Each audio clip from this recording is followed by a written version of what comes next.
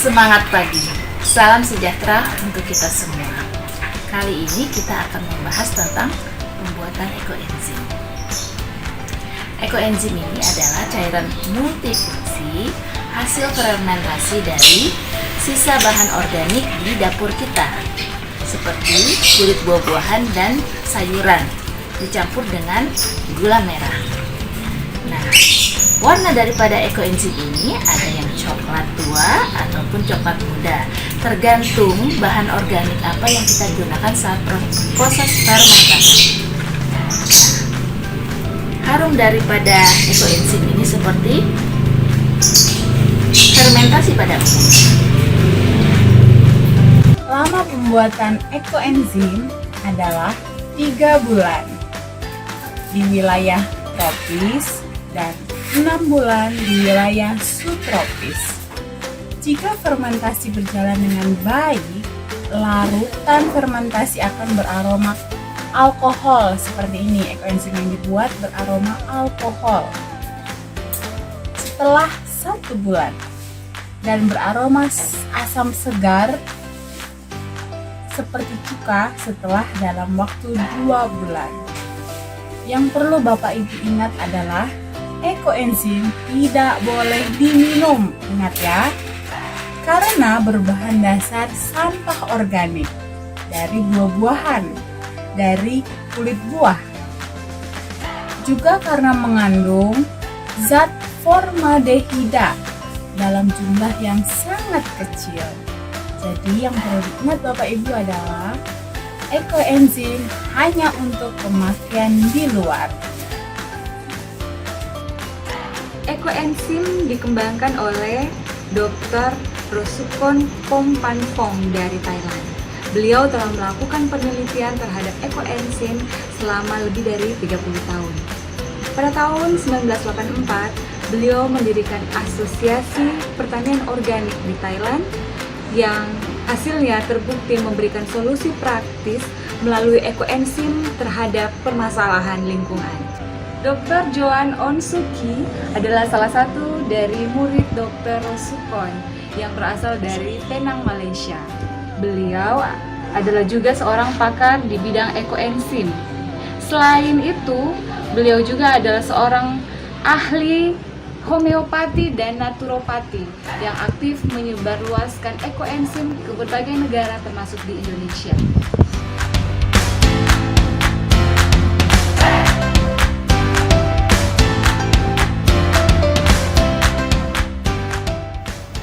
Saya akan menjelaskan bahan-bahan yang digunakan untuk pembuatan ekoenzim.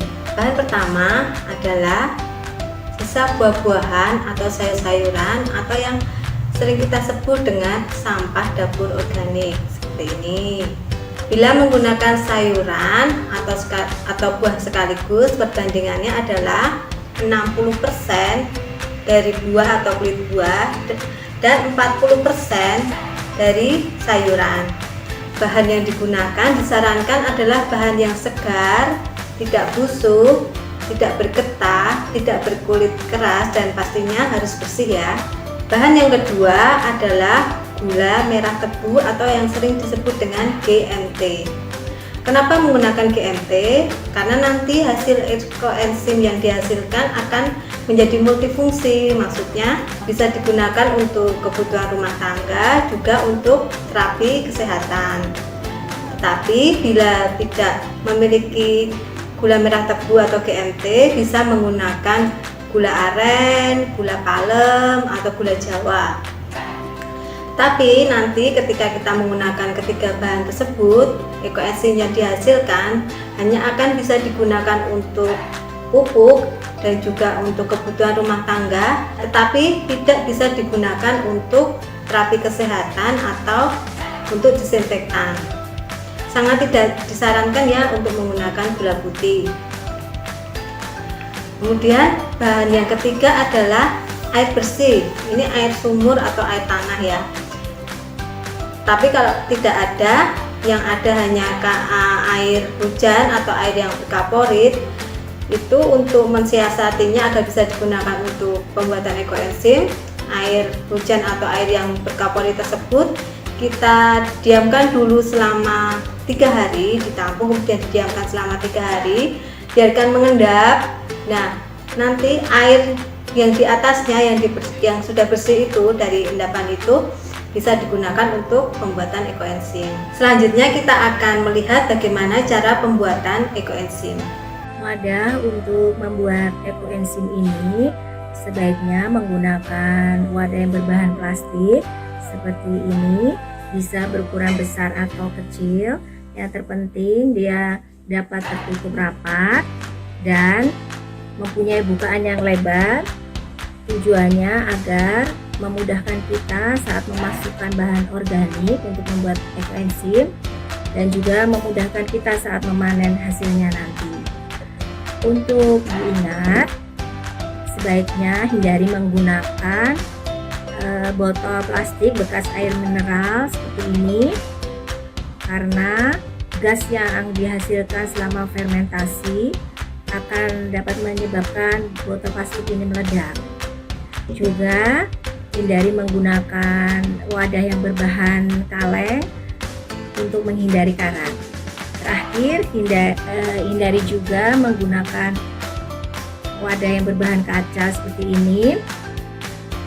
Tujuannya untuk menghindari resiko pecah dan pecahan kaca itu dapat melukai kita.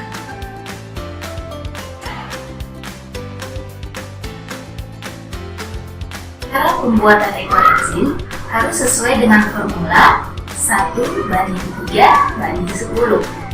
1 bagian untuk gula merah itu, 3 bagian untuk bahan organik. Di sini saya menggunakan berbagai macam kulit pula seperti kulit jeruk, kulit pir, kulit panas, kulit mangga, dan kulit jamur. Semakin banyak kulit buah yang kita gunakan semakin bagus.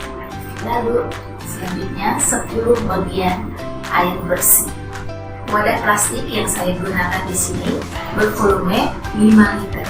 Jadi yang kita isikan di dalam wadah ini adalah 60% dari 5 liter. Maka saya gunakan 3 liter sudah saya masukkan dan saya untuk lebih tepatnya saya gunakan air. Setelah kita tahu ukuran air yang diperlukan di sini 3 liter, maka gula merah tebu yang saya gunakan 300 gram dan bahan organik yang saya gunakan 900 gram. Selanjutnya kita masukkan gula merah ke dalam wadah plastik. Setelah gula merah larut di dalam air, lalu kita masukkan bahan organiknya. Setelah bahan organik masuk, kita akan segera menutup wadah ini. Supaya tutupnya lebih rapat, kita bisa gunakan plastik terlebih dahulu, lalu ditutup dengan rapat.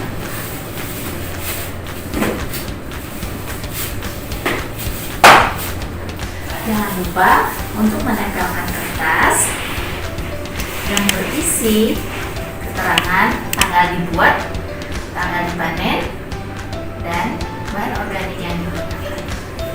Proses fermentasi ini berlangsung selama 90 hari. Apabila dalam 1 bulan pertama muncul gas yang mengakibatkan tutup wadah ini mengembung, kita bisa buka sedikit sampai keluar gasnya, sedikit lalu segera tutup ya, tidak usah lama-lama.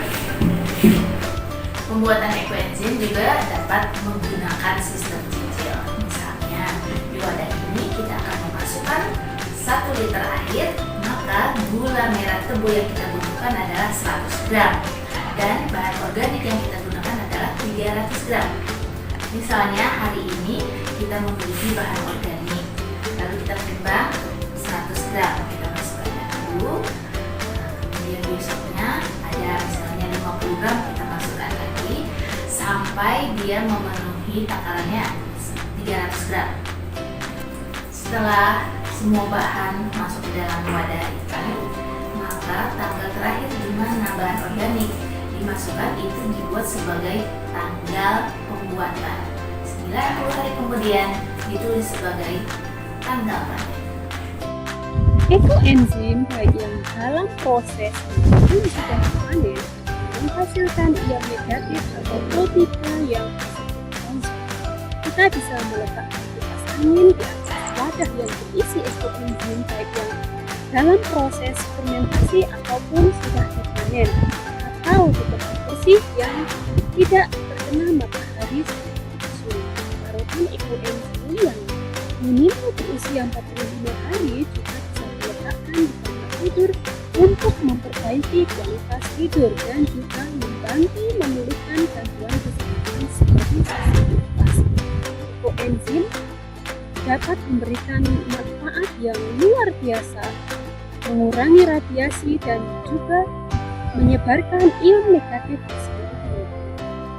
Dengan membuat ekoenzim, kita telah berpartisipasi mengurangi beban bumi sekaligus menerapkan gaya hidup minim kimia sintetis. Ekoenzim bermanfaat untuk meningkatkan kualitas udara, air, dan tanah, juga membantu mengurangi tingkat radiasi elektromagnetik di rumah kita.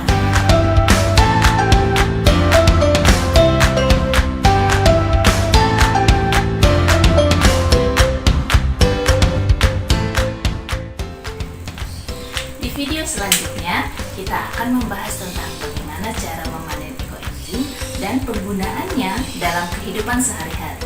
Sampai jumpa, salam sehat!